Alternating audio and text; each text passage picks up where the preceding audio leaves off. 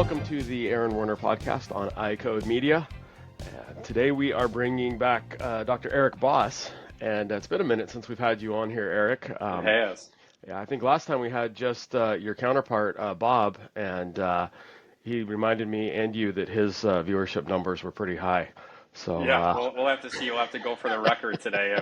It was agreed upon that we wouldn't come on together because he would complain about me stealing all of his airtime. So probably more productive this way, and now it gives me a chance to go for the gold medal against him. Yeah. Well, that, and I knew I would lose the fashion battle if Bob showed on. So. Same. I left my never scarf in the felt more closet. conservatively dressed in my life than when I travel with him. So. Good stuff. Well, thanks for coming on.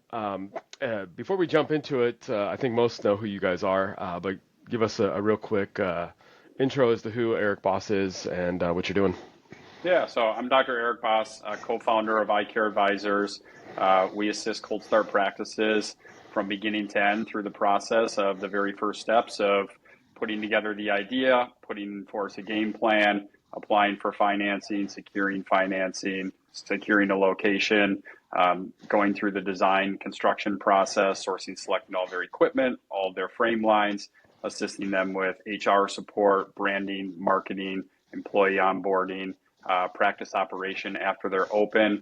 Insurance profitability is an area where we dive deep with them as well. And so essentially hold their hand, for a lack of a better descriptor, through the entire process prior to getting the doors open, and then after the doors are open as well, to help each of them achieve their own individual measures of success. Currently, including the practices that haven't opened their doors yet, we've done just over 350 cold starts across the country. And then I also teach the business of optometry course at the Illinois College of Optometry, which keeps me plugged into the academic world. And just last night, actually, we had a meet and greet networking event with a bunch of first and second years at ICO, talking about state association involvement, AOA involvement, and then also just, practice paths forward. And one of the biggest things that we talked about, which is always something I try to impress upon individuals through, platforms like this, is we're all about education. We're not about telling people one way is better than the other. We're not about convincing people the cold start practices. If we have to convince you, you shouldn't be cold starting. That being said, we would much prefer students and new grads to land in their positions of preference, to steal a line from David Heath of SUNY, sooner rather than later. We'd rather they not have to go through 3-4 jobs that they don't like, figure out what doesn't attract them, only to then finally get to where they want to be. We'd rather they start learning the ups and downs and pros and cons of all of the plenty of different practice channels available within our profession, which is what makes our profession so great, and ideally get there sooner rather than later, because they are aware of what a certain path entails, whether it's time, whether it's cost, whether it's stress, whether it's people management. All of those things we just want to make sure we get in front of them, not to convince one way or the other, but to educate them and let them make an informed decision along the way. So, awesome. So you do a thing or two. And, a few. A few things. I operate better with more irons in the fire. There's no doubt about that. Isn't that interesting that some of us just do better under pressure? Yeah, no question about it. And it was that way for me when I was all the way back into, elementary school forward.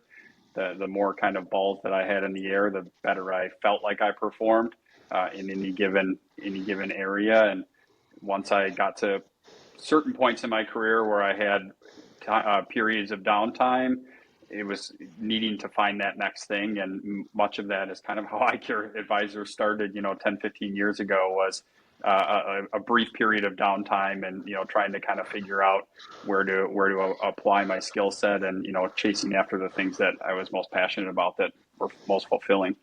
So very cool. Well, what is it? What do they say, that idle hands are a devil's playground, right? Yeah, and, exactly right. Right. The business for you. So, so for those who don't, who don't know you and your journey here, a lot of people like to be in the space of helping others, coaching others, whether it's a life coach or a personal coach, or in this case, a business startup coach. What gives you and Bob what gives you and Bob the credentials to put together an idea like this and help others, right? Sure. What's your background? What qualifications do you guys have to say, hey, look, this is why you should take advice from us or at least listen to us? Yeah, absolutely. It's a great question. And, something that I always say is, you know, people shouldn't bestow themselves an expert in any given area. It should be bestowed upon them by others. Hmm. And that's really kind of how this journey happened. So if I go back all the way to childhood, I grew up in an education family, dad a principal, mom a teacher, my sister's a teacher. So it's kind of all I ever knew. I was always involved in mentoring and tutoring programs from junior high, middle school onward. When I got to ICO, for me, residency was a non-starter. I knew that I was going to go that path because I wanted to be involved in the education side of optometry. And from there, it was really just, sort of taking advantage of opportunities as they came along. And that was being an associate in a practice where I went through the buy-in, buy-out process only to kind of get the door slammed in my face at the 1 yard line, which has really kind of become the, broken record story that we hear now from the client side of things. Then transitioned into cold starting a practice, then came back to the optometry school in a full-time administrative capacity to open up a new clinic called the Rosenblum Center, where it was managing a significant number of staff and a high patient volume and a huge, at that time, I think it was a 6,400 square foot build out with 12 exam lanes. And so in that time, sold my first practice and really kind of got to a point where, and same for Bob, who took a different path to kind of get to the same place. It really just became the culmination of our experiences and, quite frankly, making mistakes along the way, learning things the hard way, figuring out what we would do differently. And there were a number of doctors within the Chicago market initially that would reach out to us for assistance for, hey, I'm starting a practice, I need help with this. What did you guys do? But they never came to us until it was a mistake had been made or they landed in a on a landmine. So it was always, I'm out of money and I haven't even opened yet, or I'm in this location, I don't have any patients. And so something where Bob and I kind of got together and said, if we're really going to help people with this, they're reaching out to us for help. We didn't even have the idea or anything up to that point. We really need to start at the very beginning before any of these critical decisions are made to make sure that we can avoid all the pitfalls every single step of the way and put them in a position for optimal profitability and success. And that essentially is how iCare Advisors, was born. We initially thought we would just start in the Chicago market, do a few practices on the side. I was still working full-time at the optometry school and administratively running my practice. And it really kind of took off. And it was something where we fell into this area of unknown need to the extent that it was. And it really just kind of caught on. And from there, moving forward over the years, we've really relied on expertise and reputation to propel the business forward. We've really never done any measured marketing or any pay for play or anything like that. It's really been organic referrals from the individuals that we've worked with along the way. One thing we pride ourselves in is that we don't take any kickbacks from industry in any capacity. All of our recommendations are completely agnostic. It doesn't matter to us which individuals they're choosing along the way, whether it's a lender, whether it's a design team, whether it's equipment. We lay out all the best options. We negotiate the best deals with each of them. We serve it up to them, sort of a choose your own adventure for practice owners. Tell them what we would choose and why, but they're the owners. They hold the reins, and then they're the ones that make the decisions in the end. So it's really become, again, kind of just the aggregate of our experiences. And, having done this 350 plus times, I still tell clients all the time, every single process and project is different. And I learn at least 5 things that change the process for individuals moving forward. And so it's really just continues to evolve. The goal lines keep moving within our profession, within the economy, within the banking world.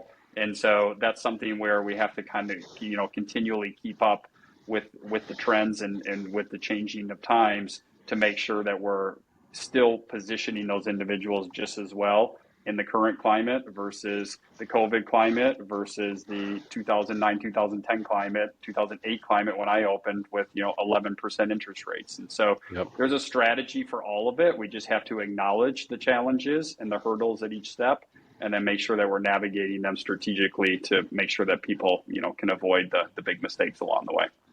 Yep. No, absolutely. And I think it's very, very powerful that knowing that you and Bob are practice owners, right? In the day to day. I remember when we had our first kid, we got advice from everybody, and some of the Hmm. worst advice I got were from people that never had a kid, right? Yeah, Textbook answers, they were spot on, sure. right? And don't do this, don't feed your kid that, keep them away from phones and blah blah blah.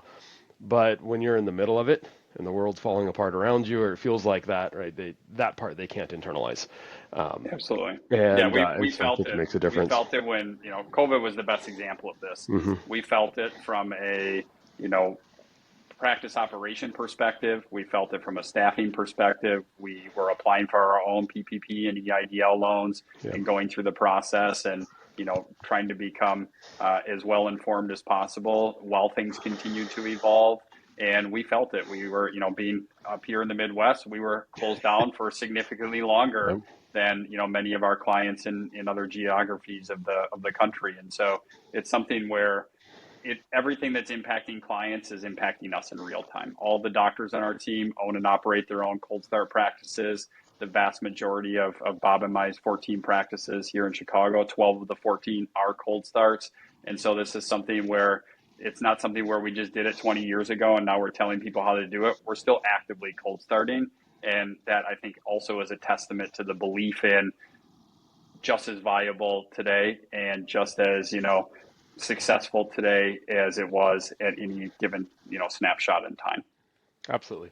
And I'll comment from firsthand because I think when Bob opened Solo, uh, way back when, right on South Michigan, I think I was employee number two, and I remember getting into arguments with Bob because he was trying to convince me to ditch class to stay and work and Yeah, help that sounds out. about right. That Yeah, that sounds about right. Absolutely. yeah.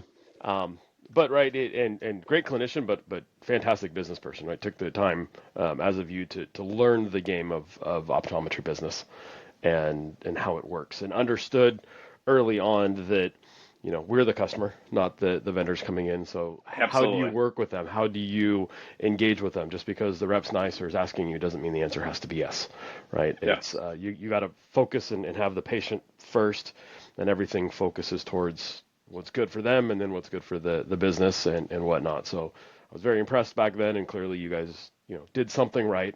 And the altruism started back then. I remember when Bob and his partner had opened Solo, they were freely sharing their business plans and whatnot with students Yep. looking out. So the idea of They helping they was huge. assisted me on my first practice, and I opened doors a mile away from them.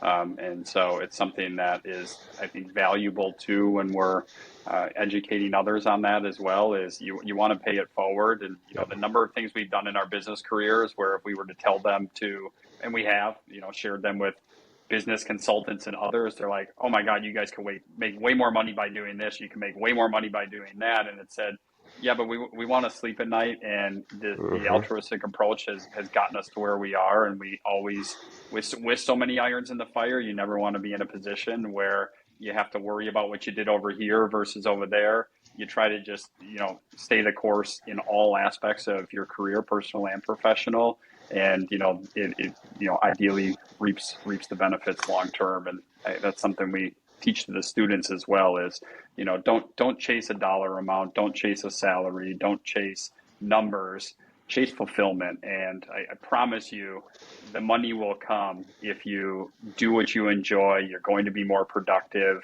I do a lot of the contract reviews over the years for new grads, and it's the same discussion is yes, there may be a 10K, 20K difference between what job A versus job B is going to offer you, but really step back and think about what you're going to get from each of those opportunities and where those opportunities may lead to. And, I promise if you trust your gut and go with the job that you think is going to be more fulfilling, it'll put you on a better path.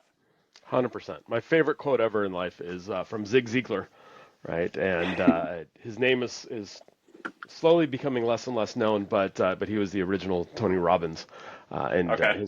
his quote was, "If you want everything in life, actually it was sorry, you can have everything in life you want if you will just help other people get what they want." Yeah, Right. there you So go. Absolutely. it's That's great. Couldn't agree exactly more. what you guys are doing. Um, so it's pretty neat. And you also mentioned experts and having it bestowed upon you. made me chuckle. Our good friend Lori Sorensen Yeah. says all the time that the definition of an expert is a person who's made more mistakes than you have. Oh And yeah, for sure. so learning along the way. But going back to the idea of paying it forward, I think something that's really neat for you guys, and I don't know if the world knows this, I think they should, is too often in our industry, in any industry, right, that we want to be the person on stage, right? We want to be the guy, we want to be the hero, right? Everything revolves around us and it's around our name.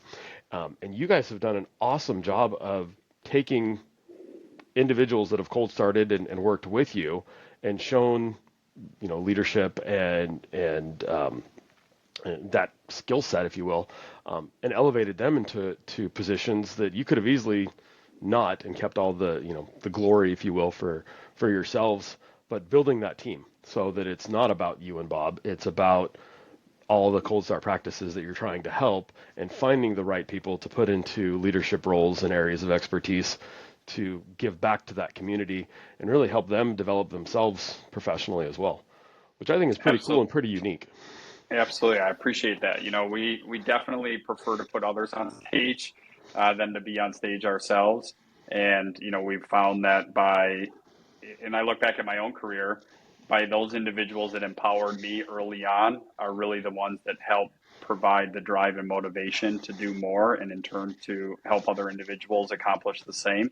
And so whether it's other doctors on our team, whether it's clients who have become experts in particular areas, we have a couple of clients right now speaking nationally on, myopia control, certainly something that Bob could speak, passionately about. And from experience, we'd rather put those individuals into those positions and give them the opportunities because at the end of the day, something that we always say, and when I ever have intro calls with any potential clients or even just doctors that are looking for guidance, one thing that I always say is our mission personally is the promotion and preservation of independent private practice optometry. We firmly believe that remains the foundation of our profession, despite continual noise from other angles. We find in the schools something that I have constantly tried to convey back to the schools is, yes, I understand that we want to remain neutral as an educated institution as to what is better for the profession, whether it's, I shouldn't even say what's better for the profession, but keeping all opportunities Yep. open to graduates, whether it's commercial, whether it's private equity, whatever it may be. But the reality is, if they look back at who supports them from an alumni perspective, and they look back who the largest donors are, and they look back to those that are giving back the most, nearly 100% of them are private practice individuals. And so I think that in order for us to continue to propel private practice, we have to empower the individuals that are either in it or are going in it or are considering going in it so that they can then be in a position to continue to propel the practice forward because we're not going to be here forever. We're fighting a good fight, but we can only fight it for so long. We have to be able to pass these torches on to individuals. And like I said, I've had a ton of great mentors in my career that have done it for me. And the first opportunities there's nothing, I think, in my opinion, nothing feels better professionally than everyone has different definitions of success. But for me, my initial sort of feelings of success came when I first found myself in positions to be able to help somebody else. Yep. And that was something that was empowering for me. It was something that was fulfilling for me. And that was something that really kind of made me feel like, okay, well, I have all these other avenues I still need to quote unquote make it, but I've at least made it in this realm because other individuals are able to benefit from either my time or my expertise or whatever it may be. And that was really sort of an organic indicator to me of, wow, I really feel fulfilled and feel like I've at least succeeded in that avenue because I'm able to now help somebody else the same. Yeah. The Myopia Collective. CooperVision and the AOA have partnered in a groundbreaking initiative to change the way optometrists in the U.S. treat children with myopia. The purpose of the Myopia Collective is to rally the profession of optometry and its allies to interrupt the status quo and elevate the new standard of care for children with myopia. Every individual is encouraged to become a member of the collective. By joining, you commit to taking action to help slow the progression of myopia in children. You'll receive updates and information about the collective and its work in the fight against myopia, gain access to educational opportunities and resources offered by the collective, and hear from change agents, the ambassador optometrists selected to serve as advocates for community and policy change that facilitates the mission of the collective. Scan the QR code or click on the link in the show notes to join the collective today. In the past, our focus revolved around prescribing MacuHealth or MacuHealth Plus to patients at risk of macular degeneration, while also recommending it to collegiate and professional athletes for enhanced contrast sensitivity in sports performance. However, this year's introduction of the Life Meter has been a game changer. The Life Meter revealed a concerning truth. Many of my patients have alarmingly low skin carotenoid levels, indicating potential deficiencies in essential body tissues like the retina and brain. Supported by over 30 peer-reviewed publications, Life Meter's accuracy, consistency, and effectiveness has been demonstrated across 2,000 subjects with diverse backgrounds. With this newfound insight, I can now have meaningful conversations about carotenoid levels with all of my patients, even those who may seem outwardly healthy. To learn more about this empowering technology, feel free to contact your MacuHealth representative or click on the link in the show notes. Together, let's optimize patient care and elevate their well-being. Well, that's a really good feeling, and being able to identify what your definition of success is, I think, is important because it is different for everybody. And Absolutely. I love helping people. My dad loves being in the clinic, seeing patients. Everybody has their own sense of fulfillment. I've noticed that for you guys too, right? Because you're not cookie cuttering these practices. They all look different. They all have different goals of what they want to do. I was talking with Chandler Mann last night, actually. He was out in Los Angeles getting ready to give a awesome myopia management. Oh, Chandler's great. And it's rock star. I mean, you probably know his numbers better than I do off the top of my head, but he hit what most practices dream about hitting, within 10 years in his first 2 years. Absolutely. But still humble as can be, and called me and said, "Hey, I'm giving this lecture. They hired me as the expert to come out and present on myopia management. Here's what I'm thinking about doing. Aaron, what do you think?" And to have guys like that come from a community like yours that have that, I don't want to say humble because it's not a humility, but it's a recognition that like you need a community, right? And so let's work together to make it all better for the end user, whether it's the patient or the other clinicians that are trying to help patients. Absolutely. You talk about success, and something that we say frequently is, our job is to do everything we can. Everyone's success of survival versus failure in the world of cold starts is essentially the same, right?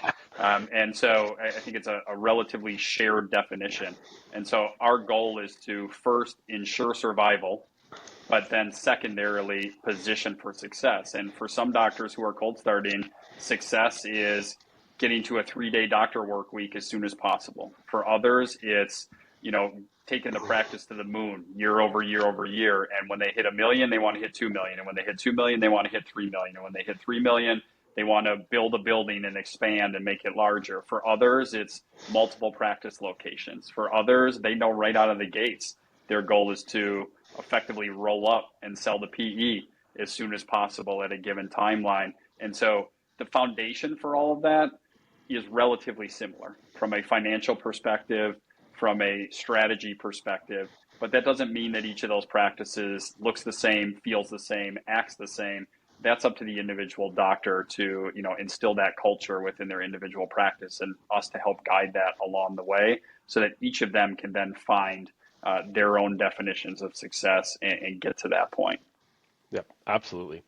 And you also can't be an expert on everything. It's No. Yeah, I joke with my students that, in ICO, they I think in every school, you're felt like you have to be an expert because you've, sat with the Len Mesners, and now you feel like you got to be an expert on neuro, and then you've sat with the Shaglasians, and now I got to be an expert on glaucoma, and you feel like you have to know it all and do it all, and then you graduate, and now you've got to be an expert in, all your financials, and an expert in tax code, and an expert in managed vision care and medical insurance, and yada yada yada, which I think is a little silly, right? Where it really takes that community to have people who have the expertise and knowing who to tap into and just sharing the knowledge so that you can focus on what you want to do, right? Whether Absolutely. grow, And that's why we've created the team that we have is, for the 10 individuals on our team, every project works with every individual at some point that team member is playing quarterback. And whether it's, branding and marketing and human resources, that's a single team member. When it's insurance profitability, that's another team member. When it's equipment, that's another team member. When it's optical and frame inventory, that's another team member. And, we kind of always joke because a lot of the initial interaction is with myself. I do all of the intro calls with anyone that reaches out that is either interested in our services or, more importantly, just interested in guidance as to, how they should proceed based on what their goals are. And, the areas that I'm playing quarterback aren't every area within the process, but many clients get used to initially talking to me on a regular basis. And then we'll get into insurance profitability, which is not my expertise. And I'll say, listen, I'd be doing you a disservice if I was the one that taught you everything you needed to know in this arena. We have Dr. Grove, who is an absolute expert in that arena, and she's going to explain to you what the strategy is for every single patient encounter and every single patient scenario. And, far be it for me to be the one to help them choose their frame inventory when we have a, 20-year optician expert on our team, and Michael, that is, helped all 300 plus cold starts curate their entire inventory based on their patient demographic and based on their budgets and based on, what they are interested in, what their patient base is interested in. And so I think the true experts know where they're not experts. And I'll be the first to acknowledge any area that's not in my personal wheelhouse. It's important for us to find someone whose wheelhouse it is, and then make sure that they're the ones, playing quarterback during that phase of any given project. Oh, absolutely. And I think it's pretty neat that, everybody knows that it's listening, right? I grew up in Vision Source. I work for them now. I have a practice in Vision Source. And that's the value I get from that community, is having a world of experts. And so when you're cold starting, there's some nuances that are a little bit different, I think, for needs for a cold start practice that might be different from more established practice.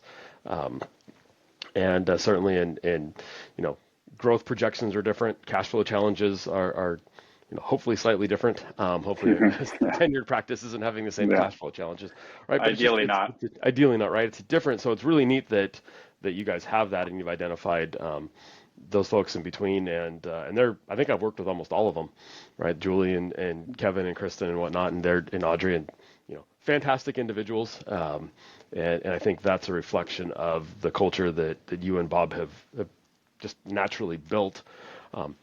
I want to ask because you work with a lot of the students, and you work with a lot of new grads. It's probably more of who the cold starts all are. Although I'm sure there's plenty who've been in industry for a long time, worked in retail, and said their dream has always been to own. When I talk to colleagues, and when I hire employees that are that age group, it's really easy to fall in the bucket of saying, well, this generation is just lazy. They don't want to do anything. There's no ambition, right? They can't look at me without staring at their phone, or can't talk to me rather without staring at their phone.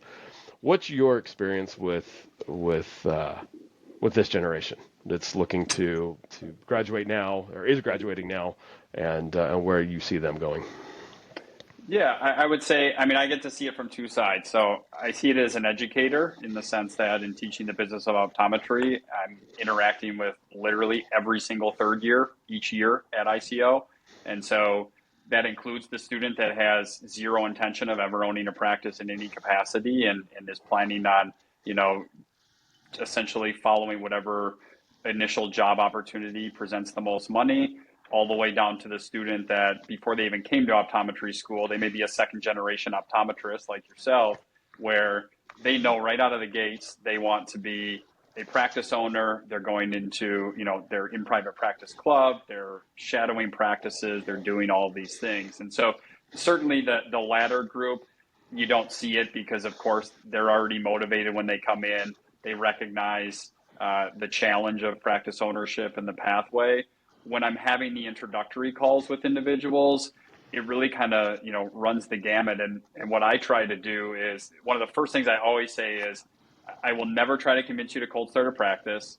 I will never try to convince you to work with us. I'll educate you on the process. And if at the end of this call, your stance on starting a practice has swung all the way to, oh my God, this isn't what I expected, I definitely don't want to do it, I've completely succeeded. That means that I've educated you well enough that you recognize, you know what, this path isn't for me. And so it's Mhm. not sugarcoating by any stretch of the imagination. If anything, we probably play the hand more in the other direction to sort of guarantee that individuals truly understand what they're signing up for. And, it's a year plus long journey. From a financial perspective, we're taking into account literally zero for the practice owner in the entire first 12 months from a pro forma perspective. That doesn't mean that that's how it'll play out, but we want them to prepare for that. So, you want to be prepared for the worst and then be able to reap the rewards of anything beyond that. But making sure you're prepared for the worst case scenario is what gets you to that, what we talked about earlier, survival point, so that you can then be positioned for success. And so a lot of it is just really making sure that they understand this is how much the loan amount is going to be for what you're looking for.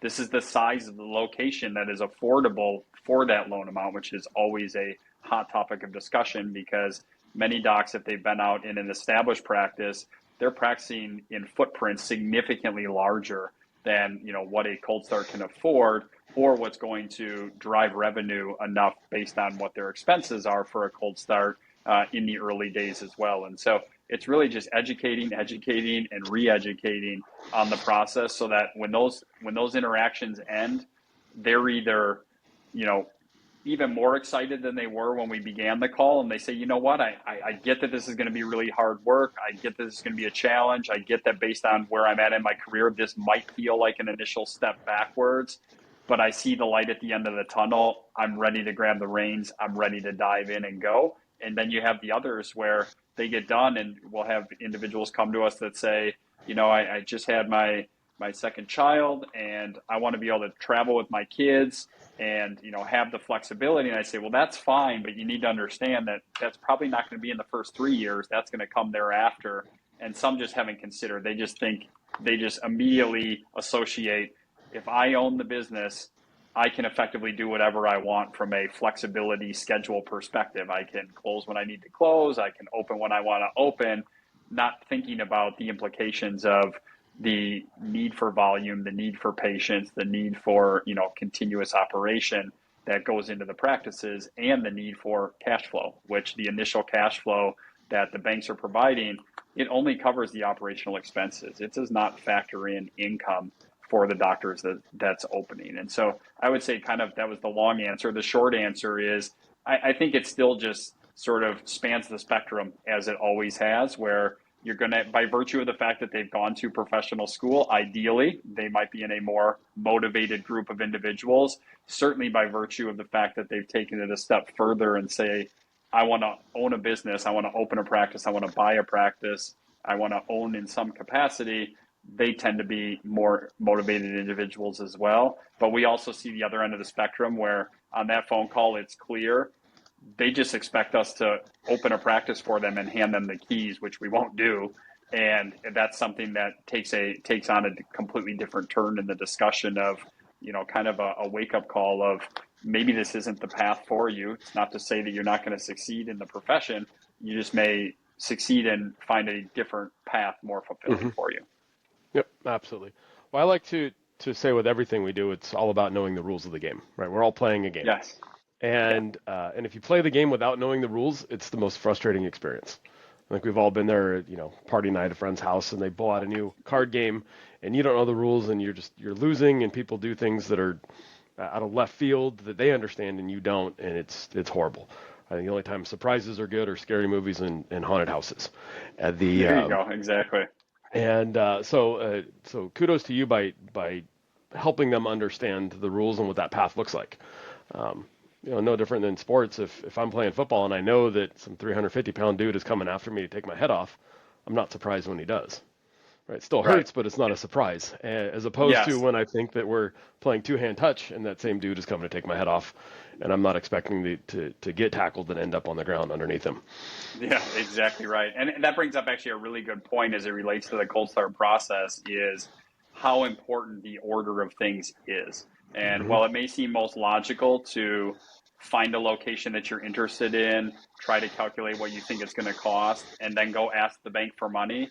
You actually want to do the exact opposite for a number of reasons. One, these loans, there's only a few national lenders in the space that are, competitively lending to cold starts. There's really only two in Wells Fargo and Bank of America. They've become very competitive with one another, which has been a huge win for doctors for sure.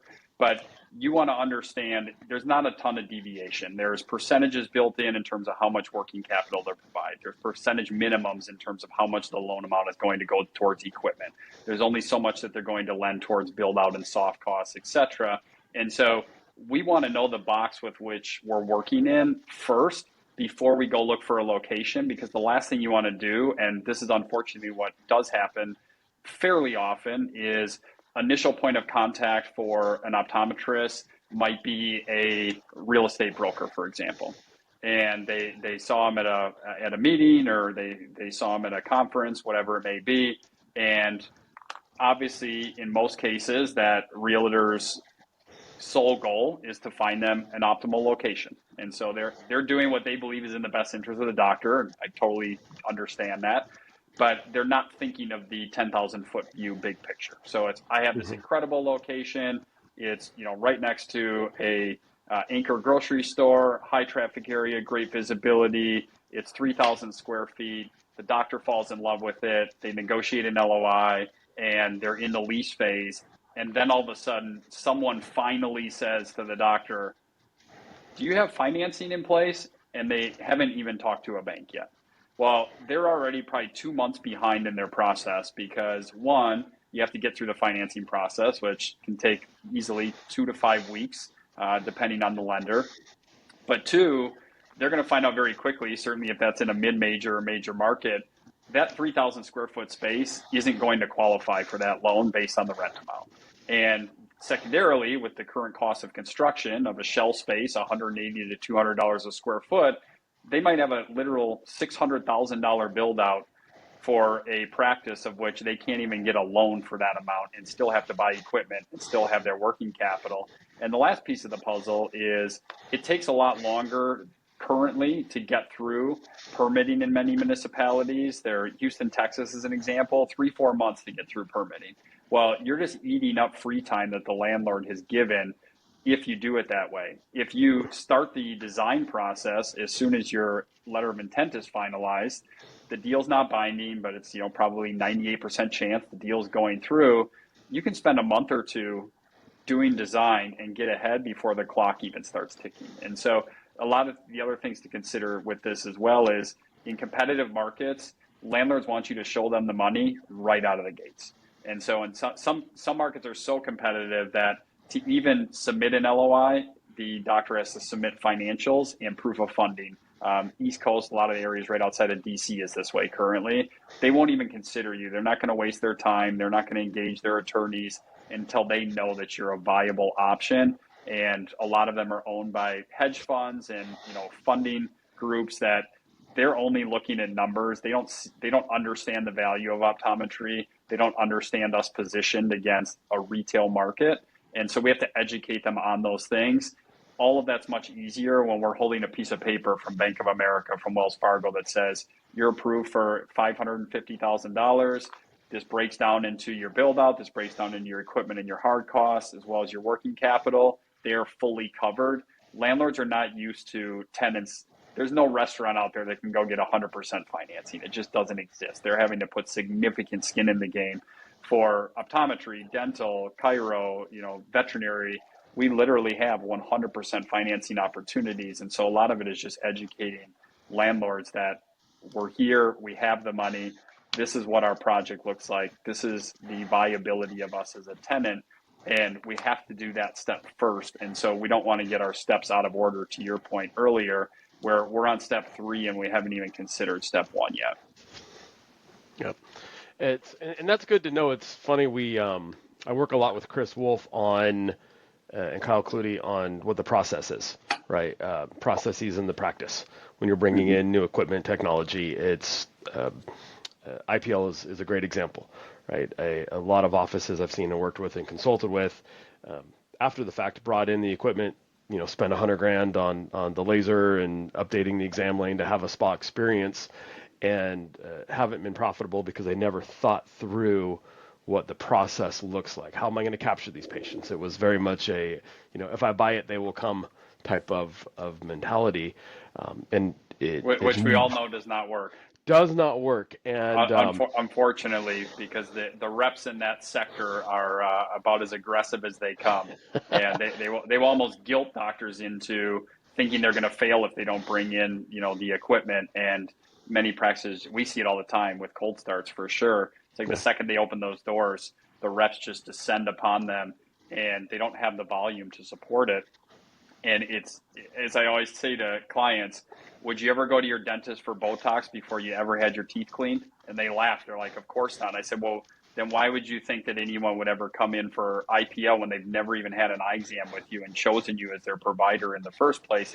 It takes time, and you have to instill that confidence. And most patients still aren't educated on us as full scope medical optometry providers. Unfortunately, in most markets, they still think of us as the glasses and contacts people. We have to get them in first, educate them on everything they do, give them an experience beyond anything they've ever had. And now they're in a position to become a fee-for-service patient. Now they're in a position to take advantage of a lot of these ancillary services that we can offer. And, IPL being a perfect example of that. Oh, absolutely. Right. And you've got to have that process of implementing. I don't care if it's IPL or edging in office or even managing glaucoma, right? If it's if you're surprised because you saw something and you're not sure what to do next and what the next step in that process is, you don't know. I like to relate it to that lazy river in Vegas, right? It's really nice when you're sitting drinking your shapely multicolored umbrella drink and the little floaty going around the circle. That's easy. But if you decide to get out and you miss the stairs and you try to go back against the current, all of a sudden that lazy river turns into this monstrosity that is incredibly hard to fight against. So to your point, right, understanding the process is really, really important. And I see it a lot on the buy-sell side when we work with practices because they've gotten advice from their friend or there's somebody else because they don't want to pay somebody who knows a little bit more. They don't want to listen sometimes. But there's so many nuances that if you line up your ducks in a row properly, it makes the process a whole lot easier than trying to go back against the current, if you will, to fight.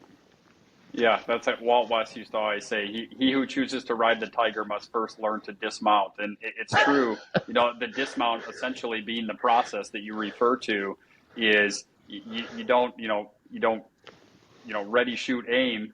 You need to figure out exactly what you're doing first and then be in a position to understand, how to implement and execute. But you need to know what the end game looks like, and you need to understand that entire process. And IPL is the example that you used initially.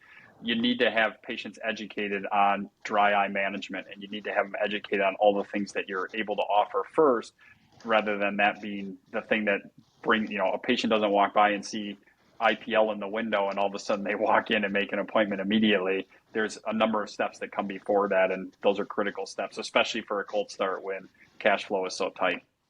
Oh, absolutely. And for those listening from IPL, right, we're not knocking it. It's a fantastic technology, and it works wonderful. An incredible practice builder for the right practices. Absolutely. The right practice and the right system, right? You could have the same thing with frames, right? If I can, if I have a whole optical full of Alex Martin likes to talk about push-pull brands, right? If I have a whole optical full of Blackfish and Salt or Blackfin and Salt and names that are really big but not known to consumers, it's really tough to attract them, right? It's really tough to have that system. Or if I've got every brand in the world, right? You're not going to have a high capture rate typically because it's hard to. I made that mistake. I made that mistake on my first practice. It was, adjacent to a college campus.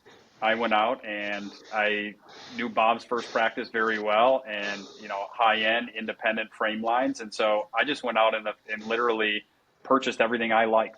And, two things happened. One, I got done and I looked around my optical and it was like every frame looks the same.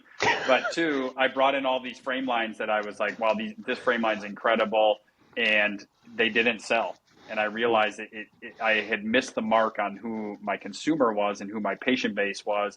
And I also didn't, one thing Michael on our team always talks about is the best way to sell frames is to tell a story. And you need to understand the story of a given frame line to be able to educate patients as to, they come in and they're inundated with Zenny optical billboards wherever they go. And it's like, okay, well, I see something for $7.99. What's the differentiator here? And so it's important that, same thing kind of what we talked about earlier, diagnostic equipment in some cases, or even, aesthetic equipment doesn't sell itself.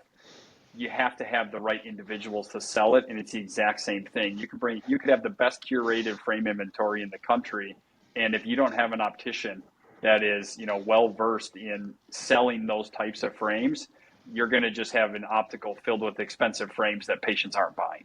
And so that's something that is very important, and it's kind of the approach to all things is, what are the ROIs? What is the implementation strategy?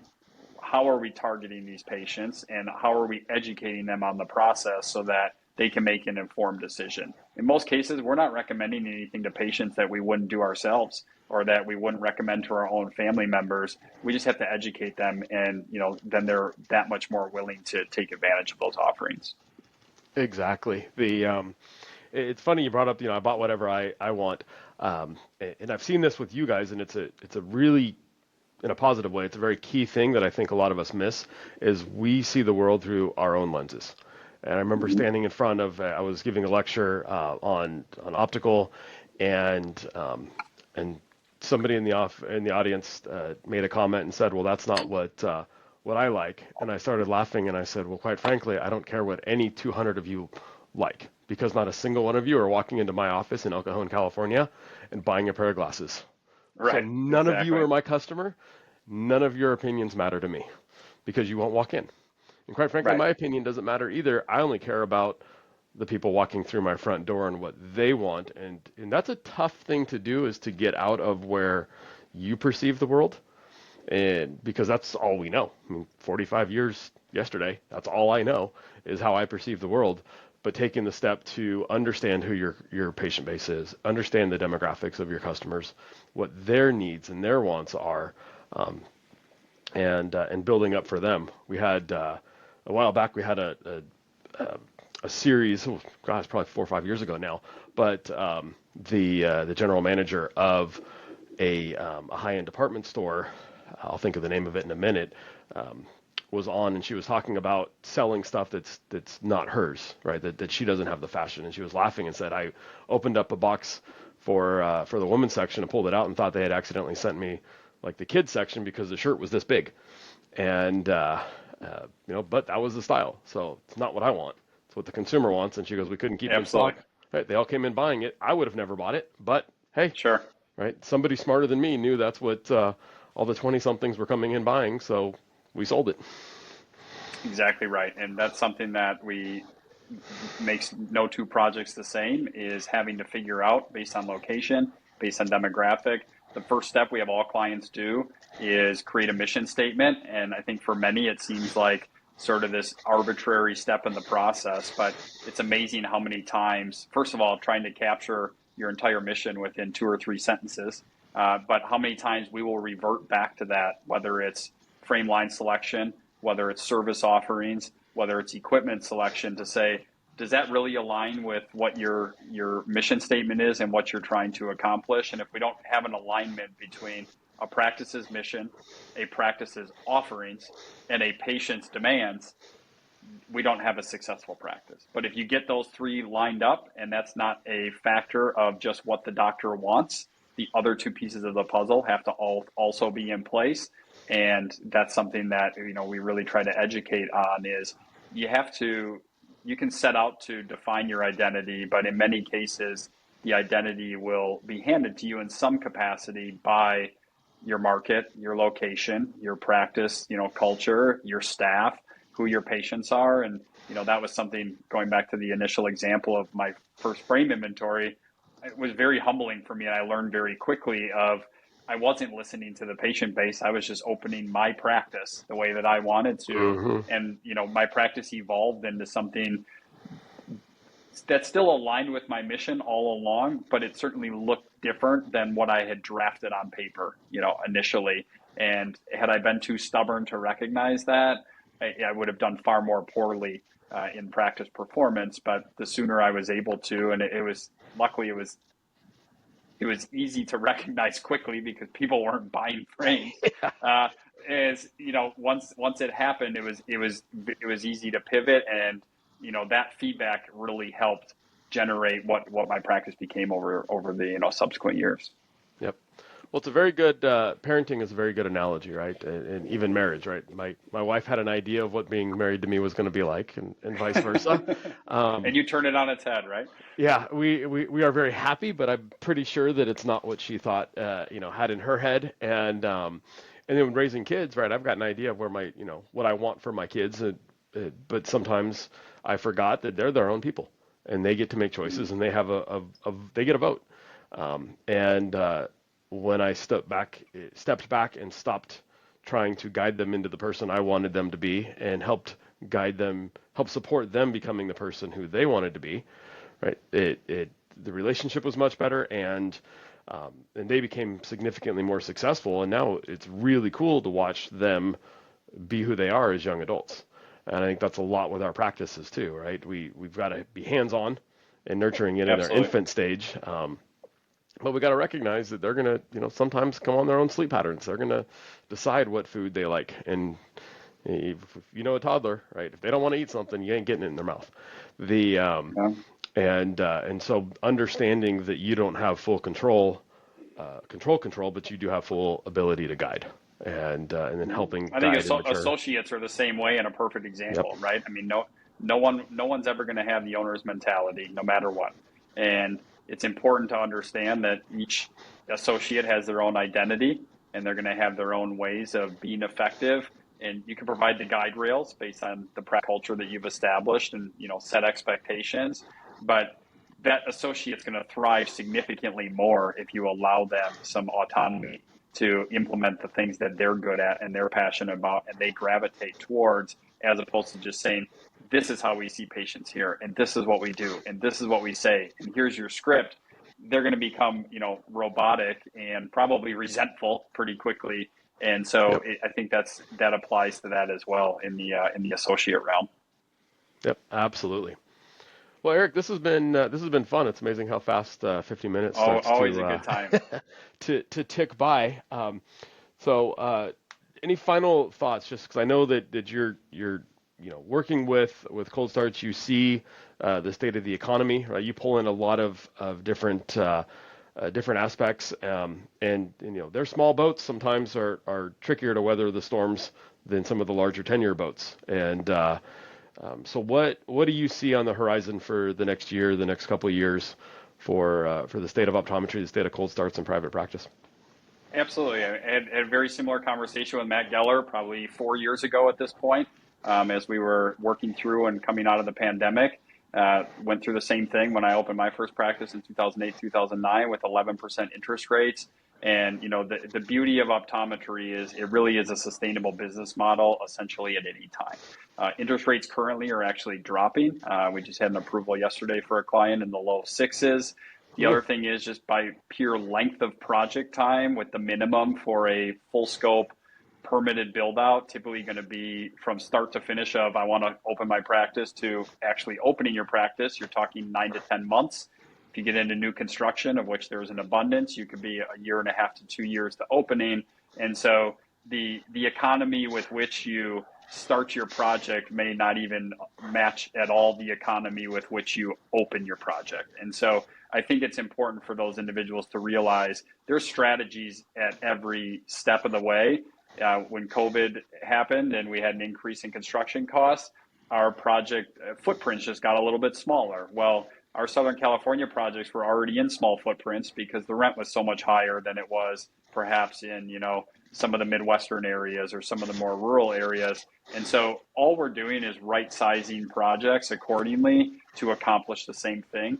The practices aren't making any less money that opened today versus 5 years ago versus 10 years ago. They're not growing any slower.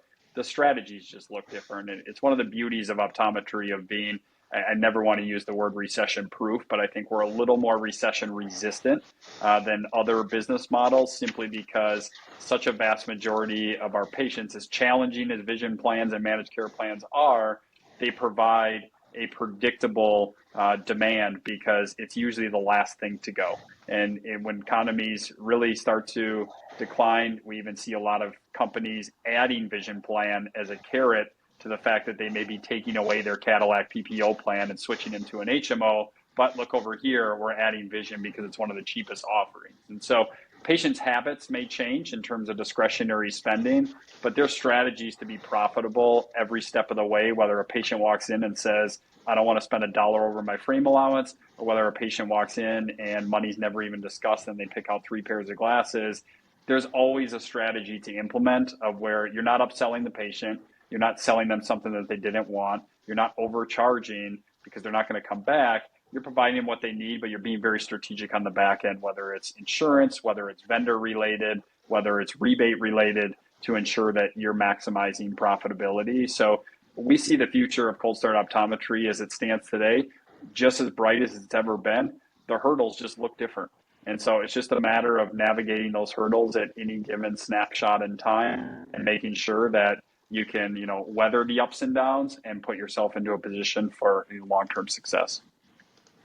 I think that was very well put. Right, there's always hurdles. They just look different, and having the right team and coach and support around you to navigate those hurdles. Because I graduated optometry school in 2008, and bought in with dad immediately. So I was subjected to the high rates in the economy, and oh my goodness, what's going to happen?